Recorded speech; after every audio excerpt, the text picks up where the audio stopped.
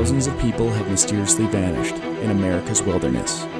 Join us as we dive into the deep end of the unexplainable and try to piece together what happened. You are listening to Locations Unknown.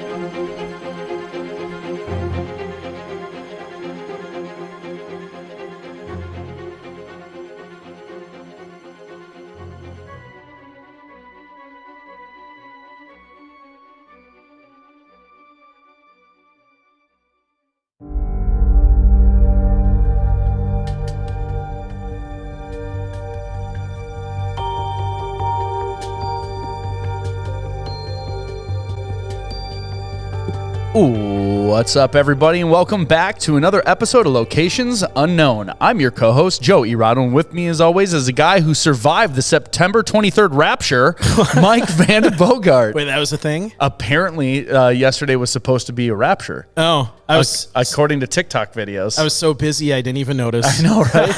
Hold on. Wow. Hold on, this could be bad. Okay. Because we're still here. Yeah. Have you noticed people missing? Nope. A lot of people have been bugging me. Oh, no. Only we're left. Oh, no. And it's everybody we know. Maybe we were raptured. And we're in a... I don't know. We'll cut all this out. Yeah, no, we won't. I'm just trying to think. I'm like, is this better? No, it's not. No, Okay. we're just everybody we know is stuck here too. Wow. Anyway. Wow. That's a good way to start this one off. I know, right? Well, thank you once again to all of the amazing listeners for tuning in.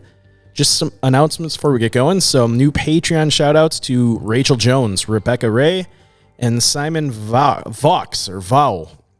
Thank you so much for supporting the show.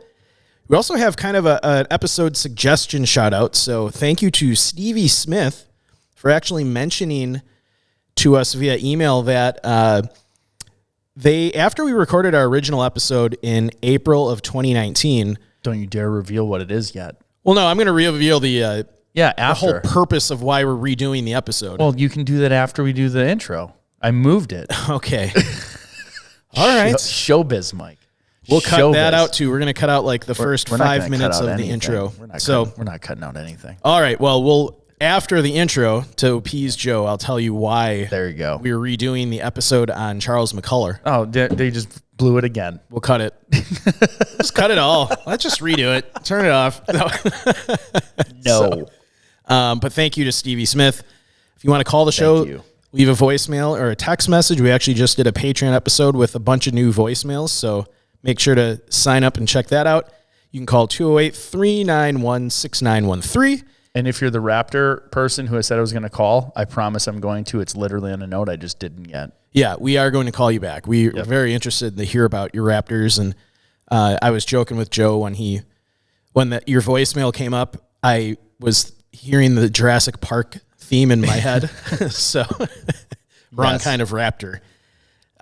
Also, we have some great podcasts on our network that you can check out. Off the Trails, Who Runs This Park, and Crime Off the Grid. You can also support us on other platforms, obviously Patreon, YouTube memberships, premium subscriptions on Apple, and we're on all the social medias. So just find us, and if money's tight, just throw us a like. So anything else with you, Joe? Nope. All right, everybody, let's gear up and get out to explore Locations Unknown.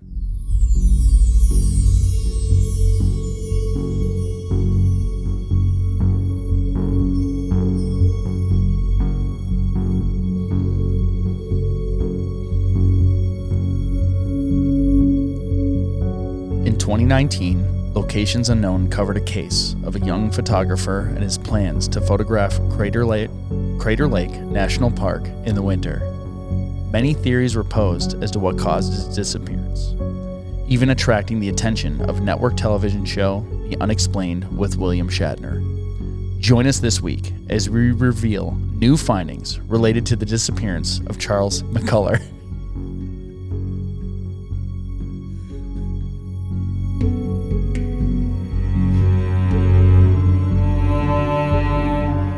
It's one of those days, man. Ooh, it's been a long episode. It's going to be a long episode. I can't. I got like I've got cotton mouth. I'm just so not prepared. like physically, mentally. No, I'm not mentally either. Yeah. That's all right. Oh, man. So once again, thank you to Stevie Smith. So like Joe said, we originally recorded this in early 2019. It was only our 6th episode, so we were still very green. We're actually going to play our original theories at the end from that episode. We sound so much younger and more full of life and vibrant. But since we recorded that episode, the FBI actually released 2 quite large packets of information regarding the disappearance of Charles McCullar, and it's quite amazing. There's a lot of details that have been filled in now that we didn't have originally, and I feel like this case is one of the poster childs of the telephone game. So there's a lot of information on the internet that has gone around about this case that has turned out to be pretty much just bogus. Which is funny because people like to hit us on things that sometimes they hit us on things that they're wrong about. Yeah. And there's a lot of stuff, according to Mike, and I don't know all this information yet, that was way off, but it was the only available information at the time when we did the show. So we are here to formally update and pose corrections to our 6th episode. Yes. And, you know, I found the genesis of some of it back to an old blog post that referenced news articles that are no longer available. So who knows? It could all be true, but we have official, documents from the FBI that was working in coordination with law enforcement and the Park Service at the time. And I'm going to, that's the baseline for what's probably true about the case. You think the Shat Man will have us back on to correct? Well, like we talked about, your Joe's appearance on the show, they kept it very high level.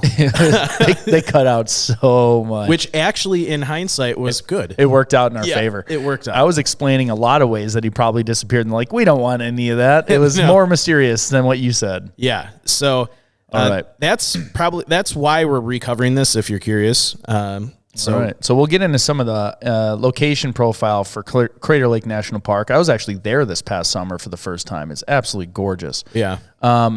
Charles is dropped off near Stump Lake, which is 20 miles from the entrance. Some other points of interest of this story are the Bybee Creek drainage. Crater Lake is located in Oregon. It is the deepest lake in the United States at 1,943 feet deep, so it's among the deepest in the world, actually. The official NPS handout lists greatest depth at 1,943 feet and notes that it's the deepest in the U.S. among globally, as we said. It's filled only by the sky. There is no stream flow in or out. So all the water in Crater Lake has been basically put there by snow or rain and melt, and there's no rivers going in or out of it.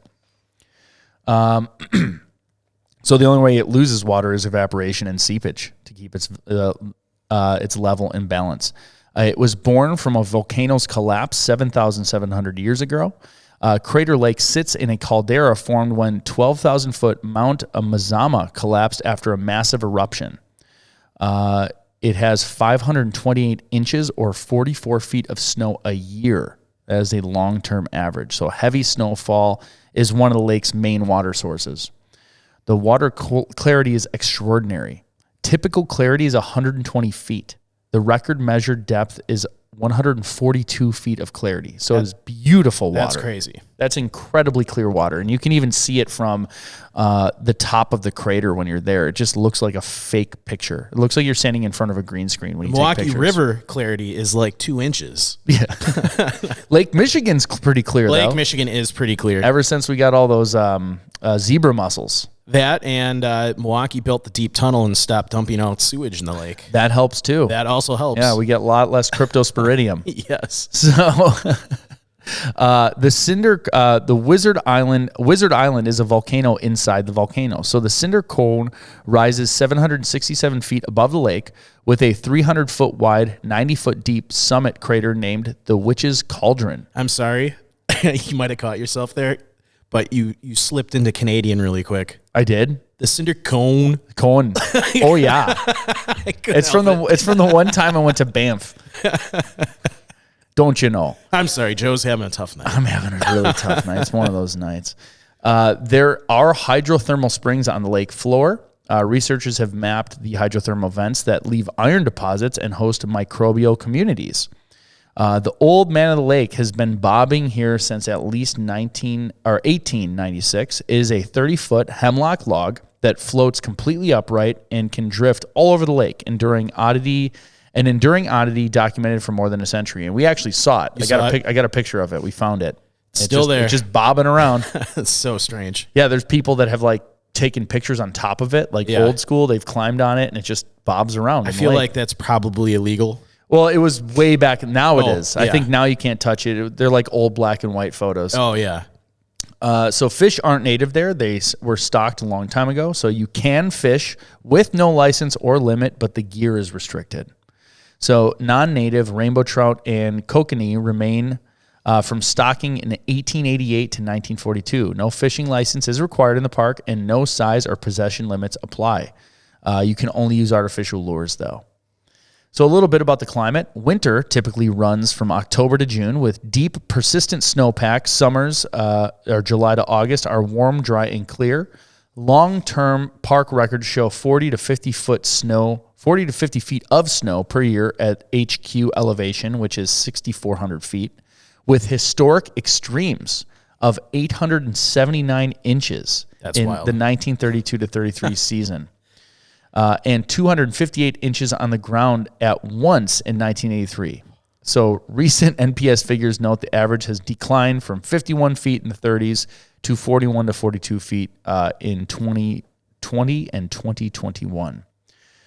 By early spring, 10 to 15 feet of snow is commonly still on the ground. Many roads and trails, including the Rim Drive and North Entrance, remain closed until mid to late summer, depending on the meltout.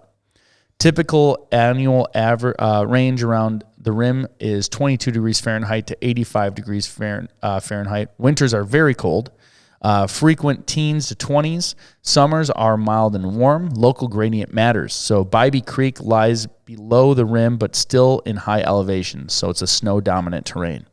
Most moisture falls as winter snow in July, August are the warmest, driest months. So a little bit about the terrain. Bybee Creek is a steep forested drainage on the west side of the park below the Caldera Rim. The Caldera Rim sits thousands of feet above the lake. Crater Lake's basin is 1,200 meters or 3,900 feet deep and 5 to 6 miles across, reflecting very steep inner and outer slopes around the rim. Even the park's only shore access Cleetwood Cove Trail drops 700 feet in 1.1 miles, signaling how abrupt local relief can be. It really is like just a giant bowl of water. Yeah. It's pretty wild to behold. Did you do any hiking there? Or you just drove through? We just drove through. We were going to try and hike down the Cleetwood Cove Trail because they're closing it for a few years. Oh, really? They're going to close it for like 3 or 4 years, I think, to let it like recover. Yeah, because it's the only trail down the lake. So everyone that does hike, does the exact same one. But I figure by the time I get back there, it'll be reopened again. Hey. So the landscape is built from Mount Mazama's collapse and subsequent volcanism. Pumice, ash, and lava form crumbly, erosion-prone walls and incised canyons on the west and north flanks. The west side streams, which is Bybee and Copeland, cut deep, narrow ravines with down timber and uneven footing.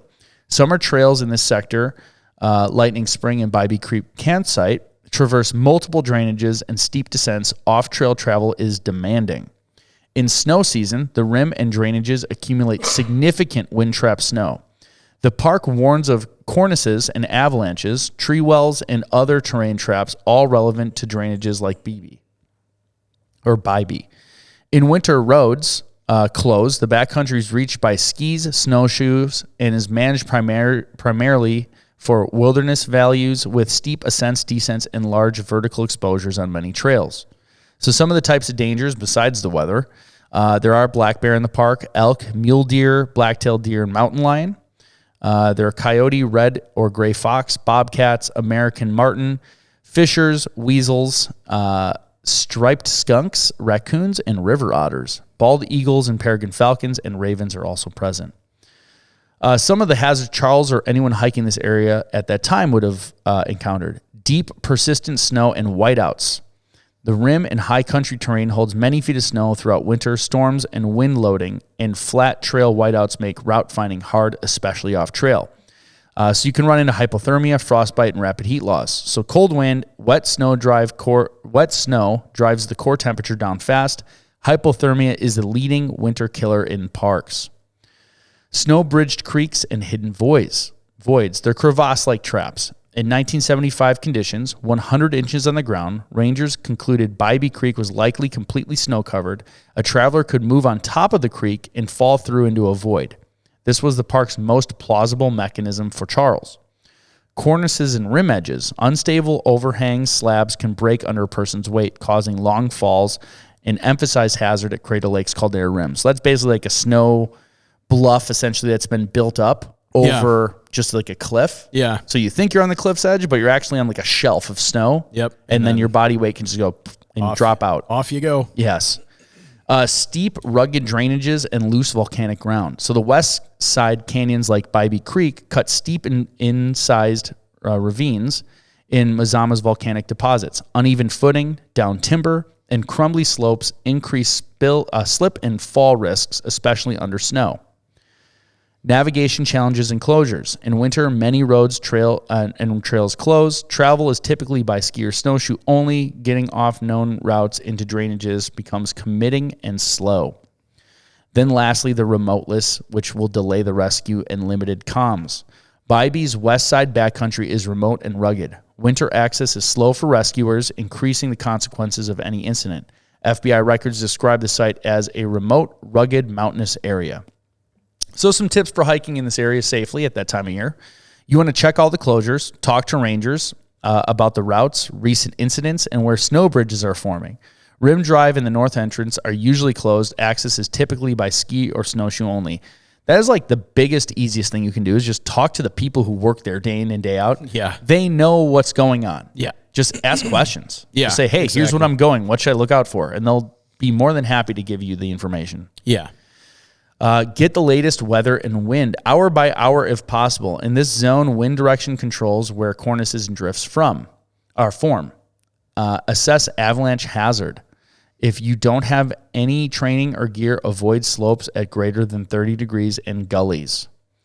Pick conservative objects on the east-facing mornings, west-facing afternoons pattern. Sun and wind and temps change surface stability through the day. You want to prefer ridge lines and benches over drainages. Avoid creek bottoms. That's where you're going to get your hidden voids under the snow. Stay well back from rim, edge, or cornices. Give them multiple body lengths. Probe if uncertain. You want to use handrails and carry a map and compass and GPS. Don't rely on a single device. And that just means like use ridge lines or obvious landmarks as you're navigating. Mark key decisions, so tree lines, ridge junctions on your map or GPS. Winter terrain can make summer trails disappear. Party size, 2 to 6 is ideal. Assign a lead and a sweep. Keep visual contact and stop at every junction so you're not losing sight of anybody. And you want to leave a trip plan, so ensure somebody knows where you're going. Leave your itinerary. Carry two-way comms if you can beyond the phone, so satellite messenger on a PLB. It's a personal locator beacon or preload emergency text that you can select quickly. Skis or snowshoes matched to snow depth and poles with large baskets. Micro spikes are not enough here. You'll just go right through.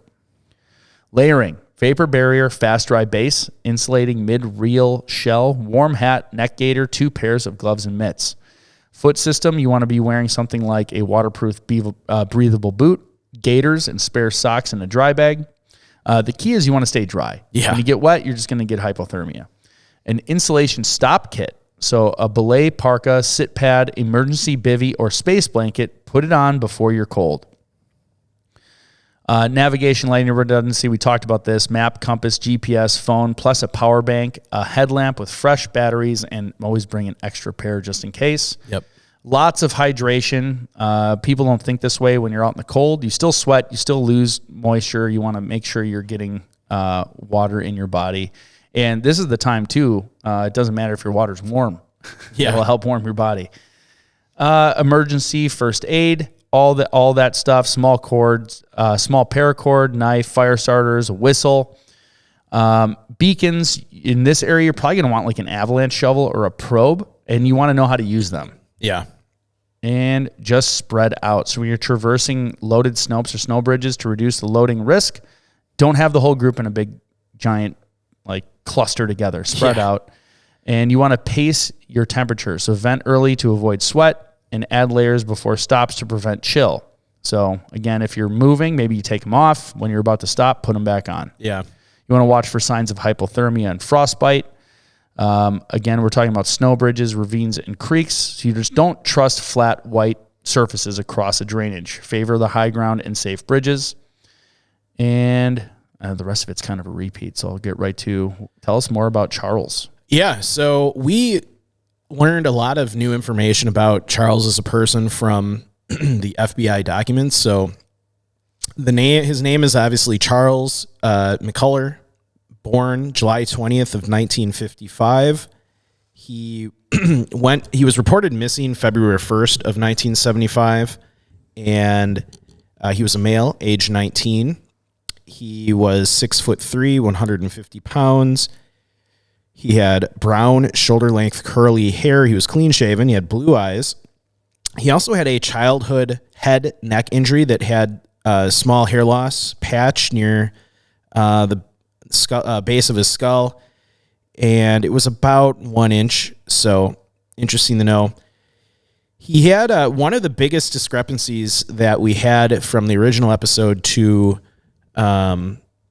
the FBI documents was we originally had said, based on our original research, that he was really unprepared to be out in this environment, but it turns out he wasn't. He had all the winter gear you would need, and we have a pretty good itemized list of the gear he had. So he had a blue down-filled jacket with hood, faded blue jeans, white turtleneck with red-brown circular yoke, hiking boots with orange snow shields, possible green-white striped ski cap.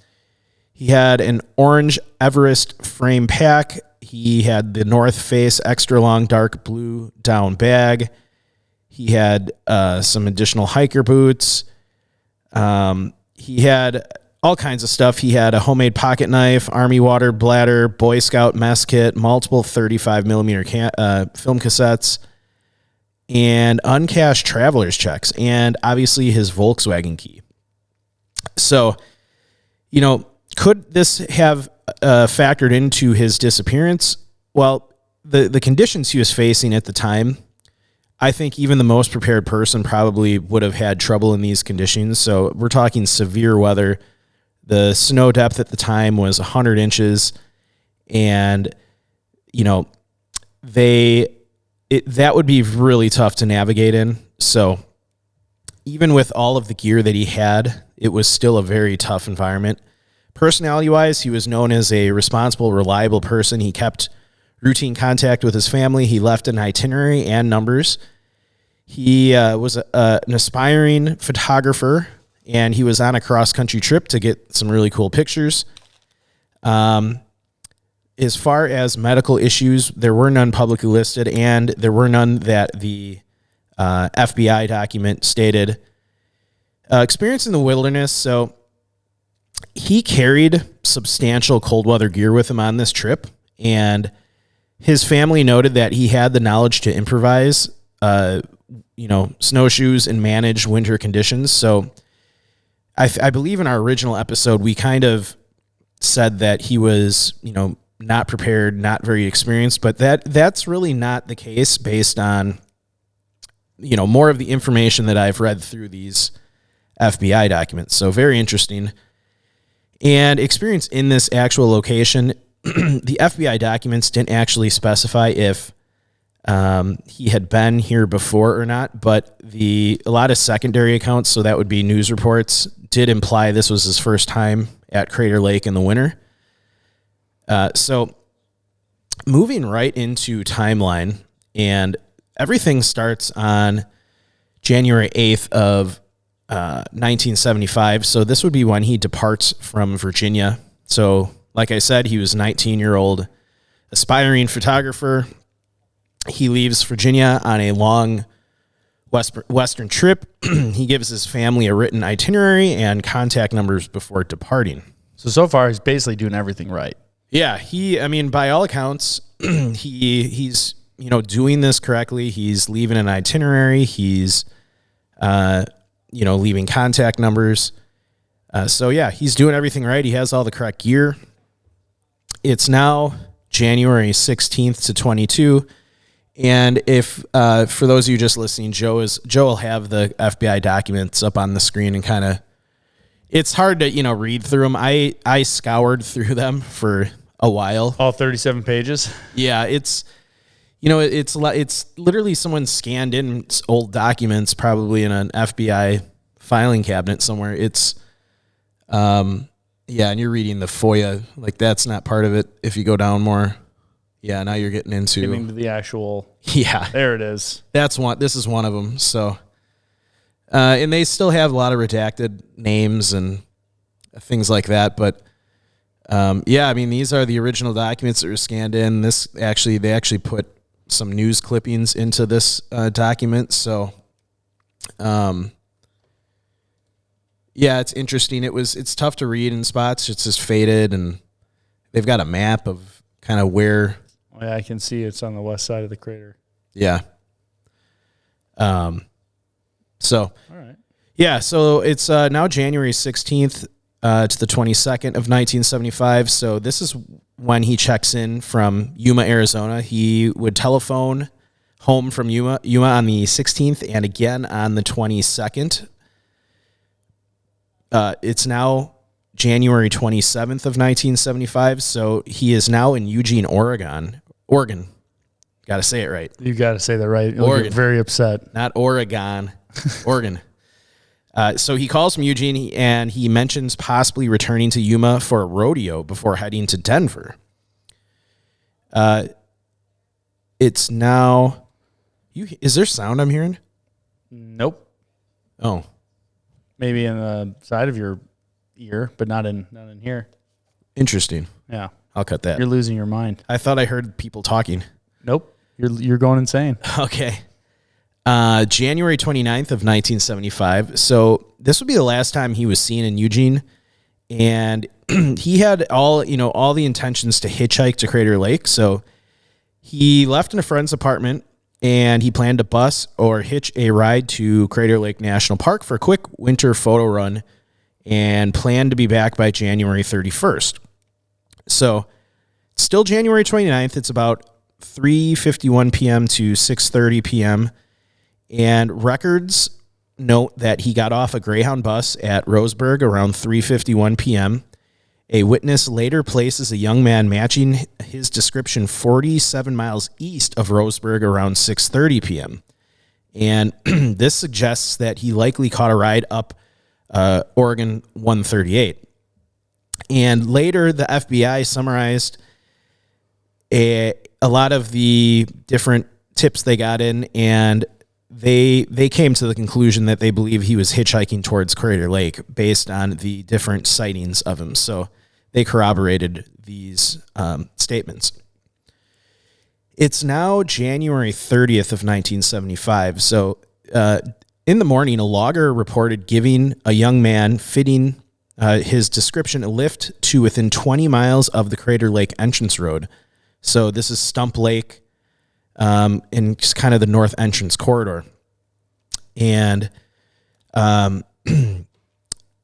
this is corroborated by family documents that state the logger dropped him off at Stump Lake, and it was a clear day. Snow depths between Stump Lake and Crater Lake ranged from 24 to 90 inches. So a lot of snow, and it's a clear day, and so very interesting. January 31st of 1975. So we have a family report that about 4 inches of new snow fell later that day. And this would be the day that Charles was supposed to start heading back to Roseburg. So obviously he didn't. It's now February 1st of 1975. So when Charles didn't make his planned return on January 31st, his friends file a missing persons report. The Oregon State Police, or OSP, which we'll just call it that going forward, alert the media and post photos in the bus stations south of Eugene. And it's now February 10th to the 11th. This would be when the family is notified of the disappearance. So they were officially notified on the 10th, and his father arrived in the Klamath Falls area on February 11th to help coordinate the search. So in early February of 1975, this is when the searches for him kind of kicked off. Crater Lake officials fly the lake and access roads. OSP flies the Roseburg Diamond Lake corridor. Chuck's father flies patterns and canvases with photos. Sadly, no results. Later, family correspondents document early investigative gaps. So just nothing is found, and unfortunately, they couldn't get evidence from the Greyhound because apparently the records were destroyed after only 10 days. So the copies of his travel on the Greyhound were gone by the time officials were looking for him. It's now late winter to spring 1975. OSP is compiling witness calls along Oregon 138, including what I mentioned about the logger. And, tips keep coming in, but there's no positive ID and no gear surface. So they're kind of hitting a dead wall in, spring of 1975. Throughout winter and summer of 1975, there were a lot of intensive searches that really didn't bring in any results. One of the FBI memos recorded 100 inches of snow in the park around the time of his disappearance. Cascade Rescue and Crater Lake National Park teams conduct repeated sweeps of snowmobile, ski, aircraft, and on foot, but they didn't find any sign of Charles or his equipment. And OSP continues to mail out circulars to 86 Diamond Lake Lodge registrants, but there were no leads. So they conducted a pretty massive search, but with that much snow on the ground, you're not going to find much. So everything all right over there? Oh, yeah. All good. Okay. I'm looking up pictures.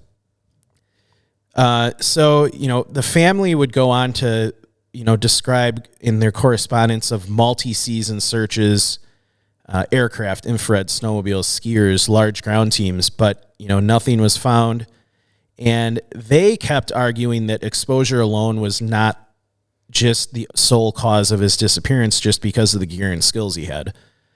So that was kind of the family throughout this whole ordeal kept saying that it wasn't just exposure that got him. There was something else going on. It's July 1975 now. So after 3+ weeks of personal searching and reviewing reports and maps, the family shifts from a weather exposure hypothesis to foul play is likelier.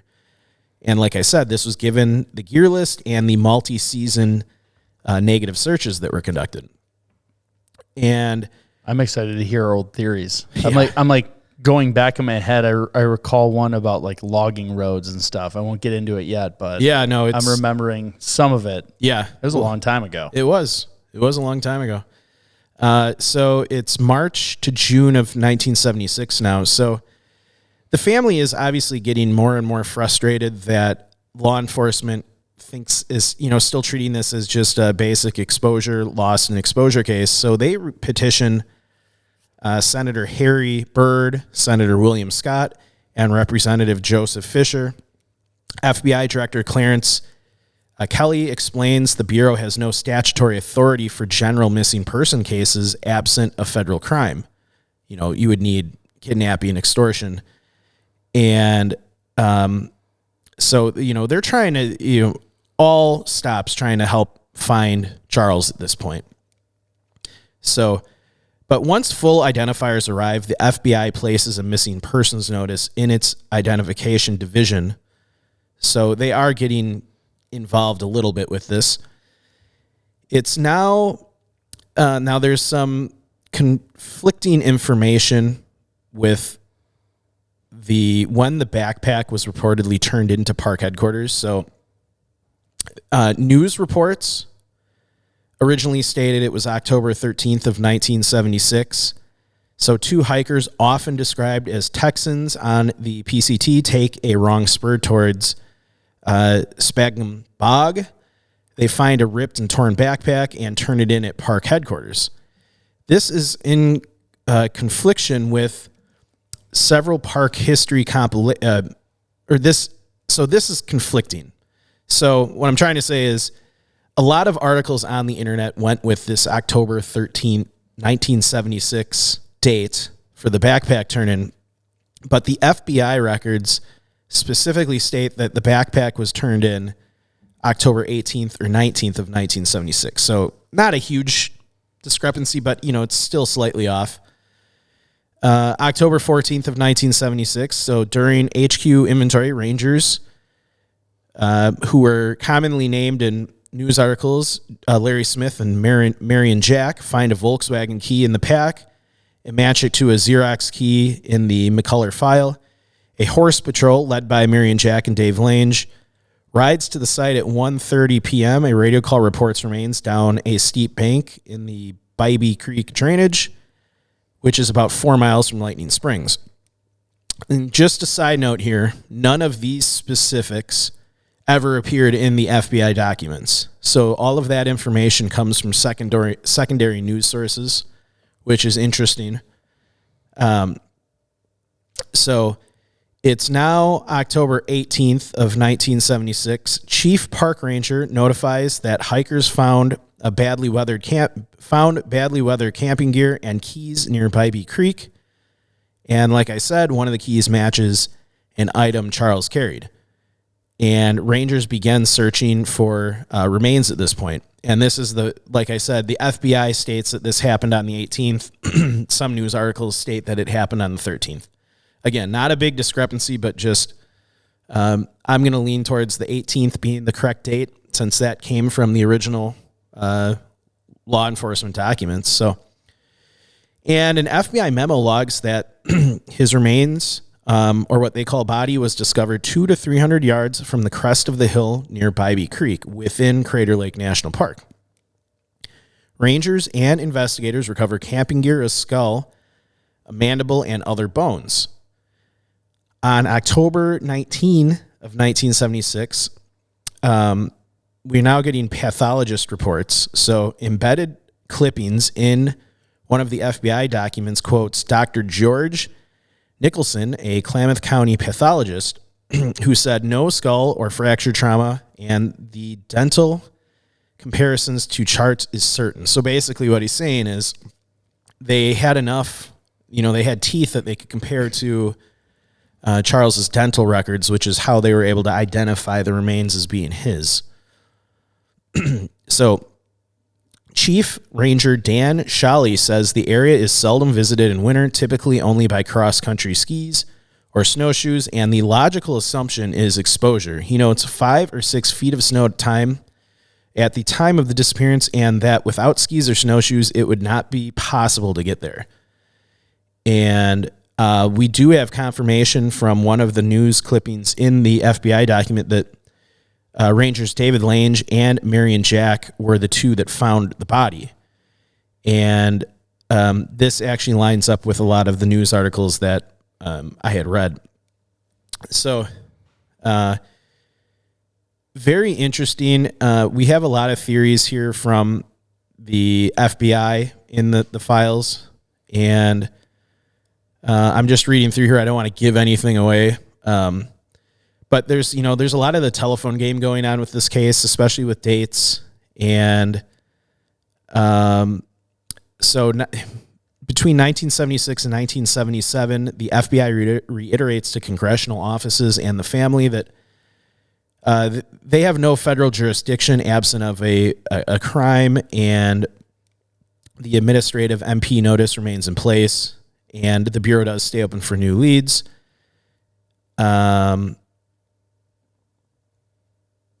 They keep reiterating that they don't believe there was any indication of foul play.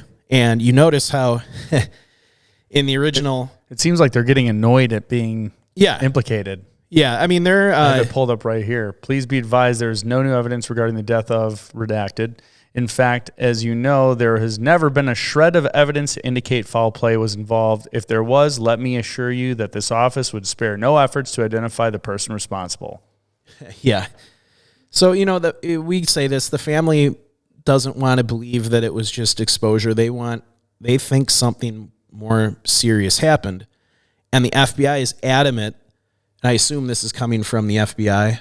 Yeah. Yeah, that there was no crime. They can't investigate it further without a crime. And there's no indication that it was foul play. Yeah, like how they redacted the civilian names in Charles's name. I'm assuming. It says, Yeah. However, as pointed out in previous correspondence to you, based on advice of officials of Crater Lake National Park, it appears that redacted simply became lost and died from exposure to the elements. Also, it seems completely illogical to us that had someone abducted your son, he would have been taken to such an extremely remote spot, since his abductor would have also faced severe snow conditions. You will also refer to the files in this case as being closed. While it may seem to be a matter of semantics, let me assure you that neither our files nor our minds are closed in this matter. We simply have not seen any facts to warrant an investigation.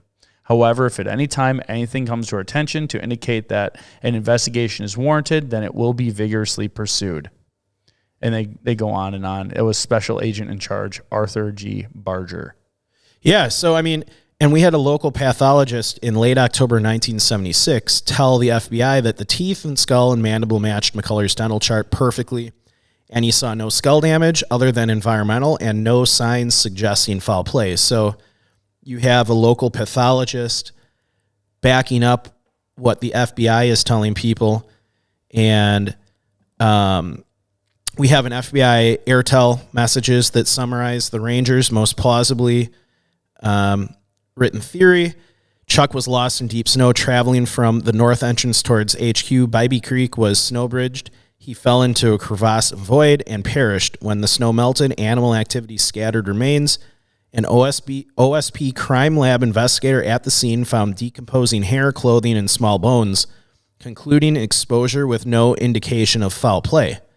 So, all right, everyone's probably thinking, sweet, case closed. All right, Joe, let's wrap the episode up. Yep, we did. We did. So, but that's not how this would be told throughout the years after the case. We have all of these different documents that Joe's been showing from the FBI that explicitly state that it's not foul play. The family continues 1977, 1978. There's correspondence showing that family letters argue that searches, equipment, and weather windows make exposure unlikely, and they request federal help and criticize OSP follow-through.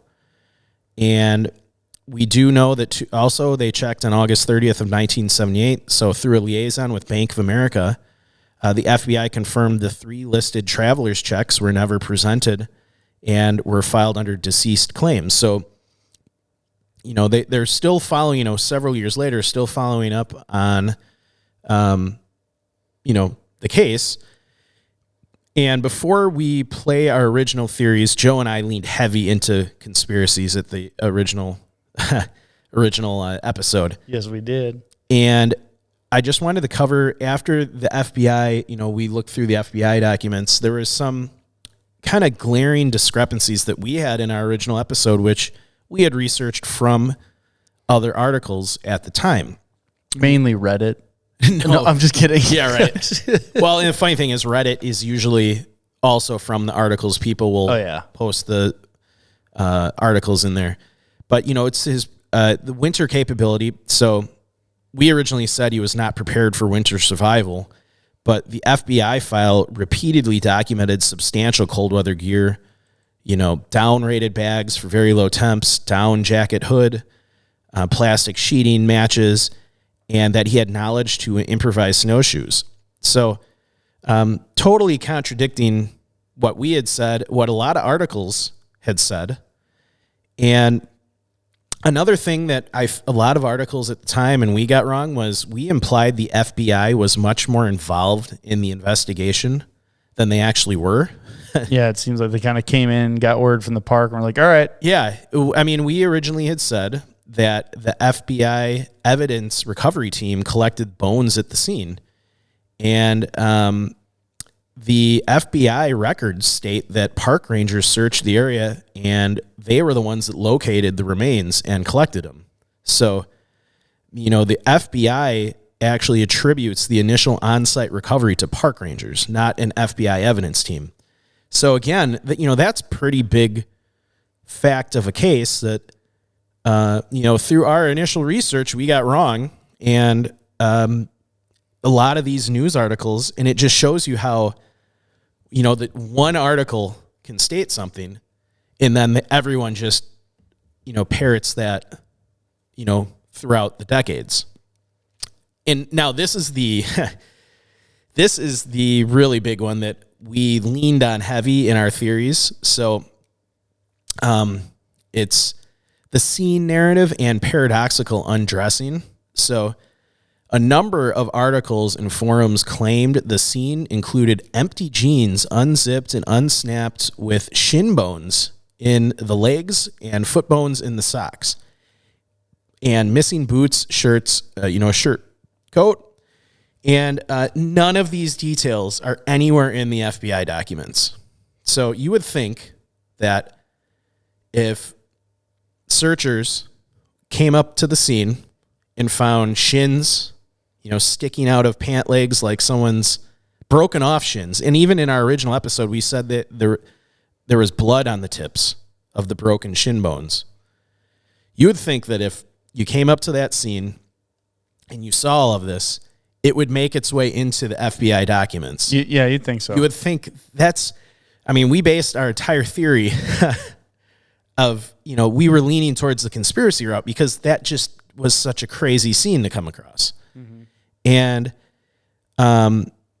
versions of this story asserting empty pants and missing boots, came from, cited later interviews and tertiary write-ups. There was actually a detailed blog that pushed back that calls the pants with shin bones story unconfirmed and speculative.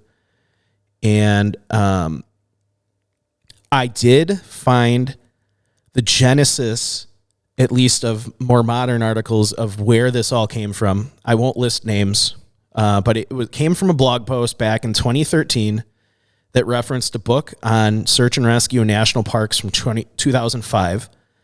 And then there was a 2007 online news article and a 1976 newspaper article that are no longer available. So none of this information was in the FBI documents. I don't know if you have the second FBI document that I had found pulled up. I think, which, the long one or the shorter one? One is like version 3, and then I don't know. Either way, they're both two FBI documents that have different version information. 3, here we go. Yeah, so that's one of them, and then the other one has the news clipping in it. Yes. But yeah, the one Joe's looking at's 30-some pages long. Yeah, it even has letters written to and from senators and congressmen. Yeah. One of them, it's funny because, not necessarily funny, but they're talking about how the Jimmy Hoffa case was going off at the same time. Oh, yeah. So here, I'll read this one. Dear Mr. Fisher, I think this is to Senator Byrd. I'll skip some of the original part, but he said, when Charles was initially reported as a missing person to all law enforcement agencies in Eugene, Oregon on the 1st of February, 1975, the Oregon State Police, assisted by other agencies and groups, initiated an investigation, which to date has revealed no information which would indicate what has happened to Charles. The Federal Bureau of Investigation on 2 occasions has indicated that it has no authority to enter cases of missing persons. You can imagine my surprise while in Oregon searching for clues, redacted, I picked up a newspaper and read that the FBI as well as other federal agencies were engaged in a search for a missing person, James Hoffa. My first reaction to the situation was a feeling of indignation. However, after returning home to Virginia and giving much thought to the situation, the indignation turned to determination when I decided that the McCullar family would pursue all avenues available to receive the same magnitude of federal assistance as was afforded the Hoffa family. Realizing, of course, that I do not have the knowledge of federal statutes or intra-workings of the federal government, I decided to ask our elected officials to help in the serious matter. So you have the family pissed off that they're all looking for Jimmy Hoffa. Yeah. Which was infinitely more famous of a missing persons than this one, and they're happening at the exact same time. And you understand why that was tied up with the mob. Absolutely. So obviously, they didn't know that at the time. No. They're just like, the FBI's going after this missing person. Why not our son? And maybe the FBI probably knew that, and I'm sure they did. That's why they were investigating Jimmy Hoffa, because it was tied to the mob, and obviously lots of crimes around that. But it's very interesting reading. I love reading documents like this. You're kind of getting a behind the scenes. Well, it's like I've always heard of Jimmy Hoffa. Yeah. And it's just like, this is happening at the same time. I know, right? And it's kind of like squeaky wheel gets the grease. It's like everyone's attention's that way. Yeah, and it's, a lot of these cases, we never see these documents. Yeah, absolutely. It's fascinating to finally get a glimpse behind the curtain on the inner workings of what was going on, and you get to read the frustrations of the family as no one's finding anything, and they think it's foul play, and everyone thinks it's exposure. And so, all right, do we want to do our theories from back in the day? Yeah. So everyone listening, we're gonna play. It's 7 minutes. I don't know. We'll play the whole thing, but this was it was even longer. Our theories in the first episode went for 22 minutes. So I tried to trim it down to just the good stuff. All right. But this was from... Is that air quotes good stuff? Yeah. Because it's so old. April of 2019. And take it away, Joe. To move into official theories and then kind of our theory. So... Yeah, we have law enforcement says death by natural causes, which more and more I think is just BS. I don't think natural causes here. I think that situation attributed to it, but there's something else going on. Yeah, some of the media theories, we already touched on. One of them was the snowmobile path. Like I said earlier, I don't think that's a plausible explanation either. Yeah, and snowmobiles don't pat the snow down enough to be, you're not walking like it's a sidewalk. It's still deep snow. No, and Marion knows the area, and if he says that part of the park is off limits to snowmobiles, and he's never really seen them back in there, I really don't think that's going to be a plausible explanation, especially if it's 105 inches of new snow. Yeah, I mean, it's not like it's going to snow that much, and then the snowmobiles are going to be out the next second, tooling through the park. Yeah, if there's that much snow, they're not hankering to get out. They can be out there all the time. You think about like Wisconsin, everyone just chomping at the bit for a good snowfall, and then it's just overcrowded. So one of the urban legend theories that some of the locals have, now this one's interesting. I'll read it through. So there's a potential explanation that a weirdo backwoodsman attacked Charles in the Crater Lake National Park area and stole his camera and cash, then in the dead of winter dragged his body into this remote part of Crater Lake, took his shirt and boots off, and set him up on a log and left him, reasoning that the animals would destroy the evidence by spring. The question remains, 12 miles through 2.6 meters of fresh snow, someone's going to drag somebody that far? Yeah, like I believe the first part of that, which seems to be a report coming from, a lady in a muumuu. Like, some weirdo blackwoodsman or backwoodsman. So I actually kind of like this theory, though, the first part. The second part, I don't think they drag the body there. No. Because then where's the rest of the body? Yep, exactly. But I could see with him missing his things, you get some, like they said, backwoods, off the beaten path hermit. Yep. That gets into a confrontation with Charles or sees him and sees the opportunity. And I think if you want to go the conspiracy route a little bit, I think this ties into, so let's back the train up here. So like we mentioned earlier, the National Park Service lost, I'm doing air quotes, his case file. So what if at this time in Crater Lake National Park, there is some crazy guy that's living out in the woods, almost like a serial killer type, that's killing hikers? The National Park Service, maybe they don't know who's doing it, but they kind of are getting they kind of know something like this is happening, and they don't want the publicity. They're aware of the killer. Now. Yeah. It's still in the earlier times where there's no social media. There's no social media, so they can kind of keep it under wraps if they're worried about people not coming to the park if they think there's a serial killer there. Yeah, and I mean, now that's a crazy theory. It's who knows, and we don't know when the case. At least you said it was a crazy theory. Yeah, exactly. National Park Service covering up a serial killer hidden in Crater Lake. Oh, you're just like kicking cameras. I just kicked your camera. That's all right. All right. Let's check it out. I'm all good. You're doing all I'm just right. like a little earthquake. All right. Let's keep going a little bit. Let me get back in there. Case files went missing. They could have disposed of the case files last year or back in 1976. We Destruction don't know of evidence. the details of when those case files went missing, but it's just odd that the local law enforcement deemed the death by natural causes, and then the Park Service coincidentally loses the case file.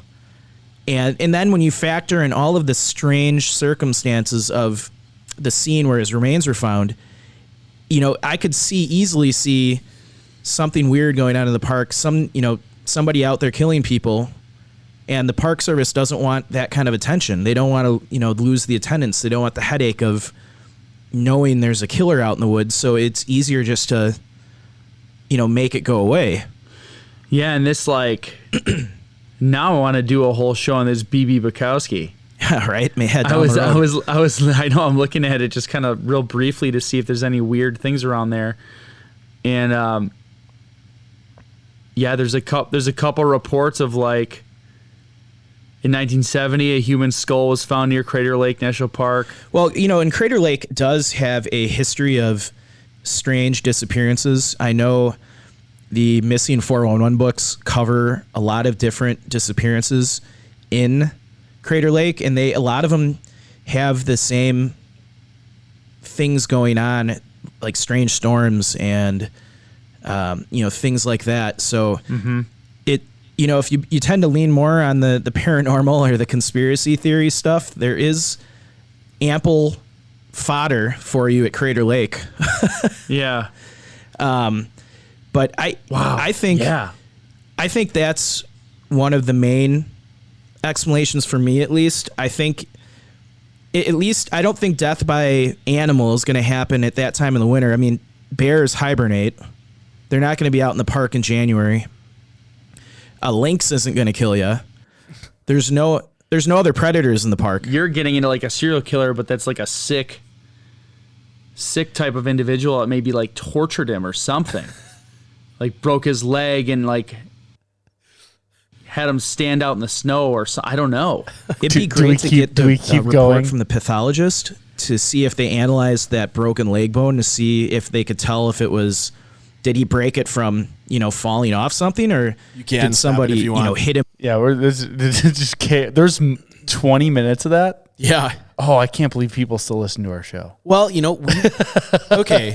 In our own defense, we were going off the assumption that, again, we thought that there were broken leg bones sticking out of pants just at the scene. That's why the Unexplained was interested in the case. Yeah. It's a wild case with the information that was available at the time. Yeah, and now that information could still be true, but it's kind of suspicious that the official FBI documents that Joe's been showing everyone here makes no mention of, they mention that there's no signs of foul play on the remains other than just natural weathering. I would say that if they found two broken tibias sticking out of, pant legs with blood on the tips of them, yeah, that would be worth mentioning. Would be worth mentioning. And I don't know how that story really, I'm assuming somebody interviewed somebody that saw that or claimed they saw it. I mean, how does something like that just get fabricated? That was my Lady in a Moo Moo comment, because you always have that person when the news goes out and they just talk to the dumbest individual that's on the scene. Right. And is just happy to be on TV and making crap up. That's what I attributed it to. Well, and I can go back. I want to go back just briefly here and look at our original show notes and try to get an understanding of where that original scene came from. Because I want to say that it was the Rangers allegedly that saw that. And let's see here, I'm skimming through it. Timeline.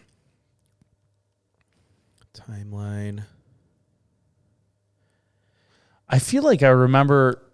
So yeah, it's right here. So I feel like I remember also them saying he wasn't equipped for the weather. yeah, And in the FBI report, it said he had excellent equipment, downfield sleeping bags, comfortable, had excellent knowledge of hiking and camping in hot and cold weather, was an avid hiker, camper, and skier. I vaguely remember that, like, in my head, the visual I had was he took this van out to this road. They just dropped him off, and he had just his camera with him. Yeah. And it was like, what the heck was this guy doing? And apparently he was very well equipped and knew what he was doing. So, yeah. And I like, here is some of the old notes we had when we researched this. So we said, no, this is from the original show. While the Rangers were searching the area, they came across a pair of pants in a small canyon, which Marion described as if someone were standing straight up and melted straight down into their pants. Another odd thing about the scene was that the belt buckle and pants snap were undone. Reaching down into the pants, he found one broken tibia or fibula in the right leg of the pants. It was broken in the middle and had blood on each end. There were no other bones in the pants in the area. They also found elastic from the underwear and a belt in relatively good condition. Under the pants, they also found socks with small bones inside, but no boots. Even though he would have been wearing boots at the time. About 5 feet away from the pants, on the other side of the fallen tree, Marion found a skull upside down and a lower jawbone. The area also had was scattered with very small bone fragments.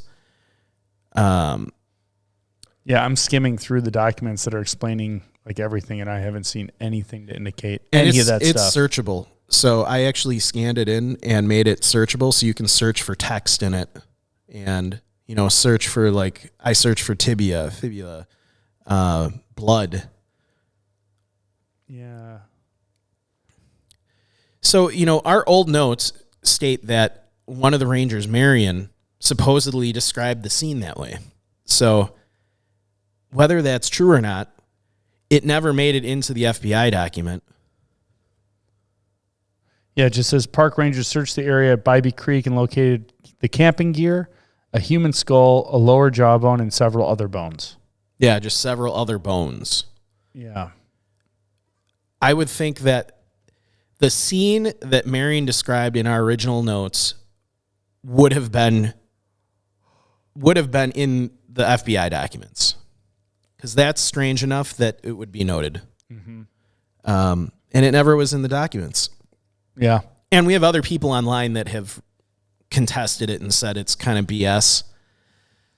So we really don't know the genesis of where that came from. It's kind of lore. You know, this is an old enough case that We're here to dispel all of it. Yeah. That's our job. It's an old enough case where, you know, people are relying off of information before these FBI documents were released. People are relying off, it's the telephone game. Yep.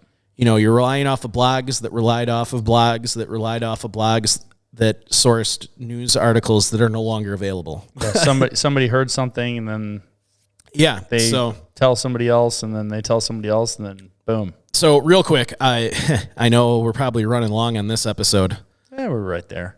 So we'll get into new theories. I'll go through the new theories real quickly here. So the most supported theory, and I agree with this after reading the FBI documents, so it's the exposure in deep winter after a snow bridge crevasse fall. So, the idea states Charles tried to traverse towards park headquarters in very deep snow, crossed Bybee Creek on a snow bridge, fell into a crevasse or void, died of exposure. Animals later scattered remains after the thaw.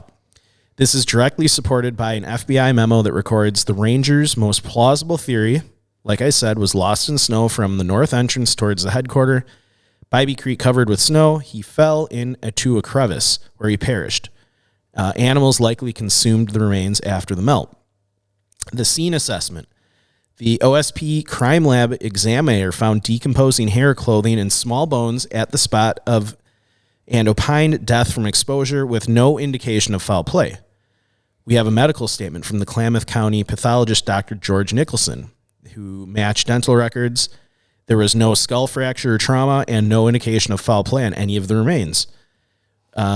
We have the winter access context. So Chief Ranger Dan Shawley told press there were 5 to 6 feet of snow on the ground at the time of his disappearance.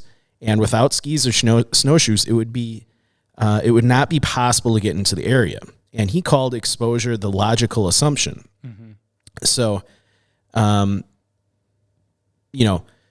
I think that is after. Now, if we were read that FBI document and they had the same scene in there with the melting pants and stuff, I would still, okay, probably exposure, but maybe something weirder. But I think it's what they said. He fell into one of those voids or crevasses trying to traverse a snow bridge. Yeah. Some less likely theories, the homicide, foul play, the family is adamant that's what happened. He was harmed by someone in the park. The family pushed this theory, though there was disagreement with the state. Everyone in law enforcement said this was natural causes, exposure, and there was no evidence of foul play. So, and the biggest thing was now that we have that we didn't have before is really FBI documents from, pathologists showing that they analyzed the remains and didn't find any evidence of foul play. So I think you can rule that out. The paradoxical undressing, empty pants, missing boots lore, the theory goes Charles removed clothing. It's a known hypothermia behavior, leaving empty jeans with lower leg bones in them and the boots missing. This appeared numerous times in news articles and blogs. They repeated this, but some say a ranger used the phrase melting man. This contradicts the FBI files. The FBI packets do not contain these details. The medical scene write-ups and press focus on exposure and lack of trauma, not paradoxical undressing, and do not inventory the dramatic clothing arrangement quoted online. So, and a lot of online researchers have gone on to explicitly label the empty pants narrative as unverified and made up.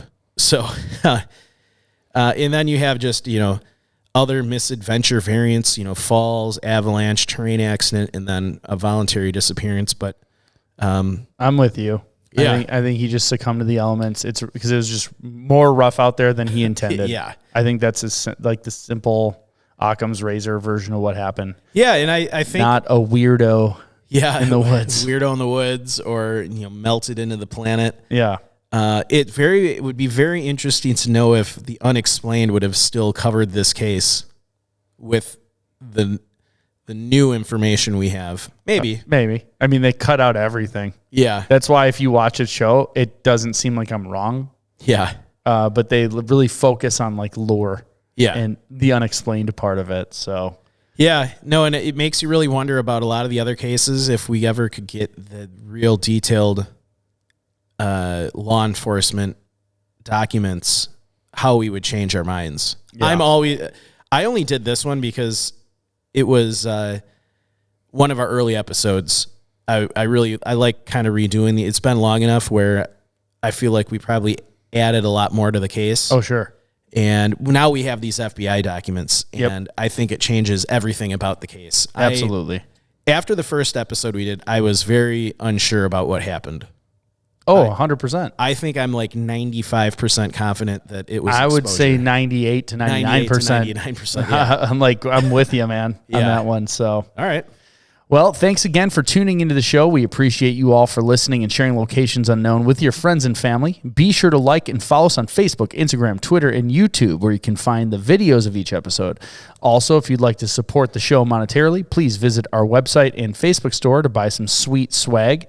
You can also subscribe to our Patreon account, YouTube, Apple subscriptions, anywhere where you sign up for subscriptions to get access to additional shows and special events as well. Get your meds and your true crime. Absolutely. And lastly, when enjoying the beauty of nature, whether backpacking, camping, or simply taking a walk, always remember to leave no trace. Thanks, and we will see you all next time.